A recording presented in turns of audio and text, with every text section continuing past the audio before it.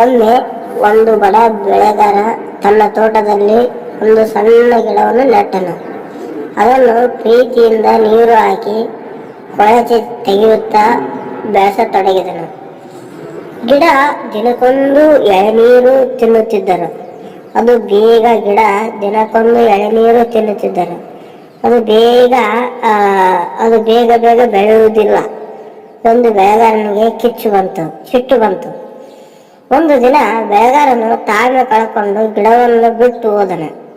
ಆದರೆ ಗಿಡ ತನ್ನ ಶಕ್ತಿಯ ಮೇಲೆ ಮುಂದೆ ಬೆಳೆಯಲು ತಾಳ್ಮೆ ಕಾಪಾಡಿತು. ದಿನಗಳು ಕಳೆದಂತೆ ಮಳೆಯೂ ಬರಲಿಲ್ಲ. ಆ ನಂತರ ಆ ರೈತನು ಮತ್ತೆ ಗಿಡವನ್ನು ಬಿಟ್ಟು ಮರಳಿ ಹೋದ. ಆಮೇಲೆ ಗಿಡವು ಮತ್ತೆ ದಿನಗಳು ಕಳೆದಂತೆ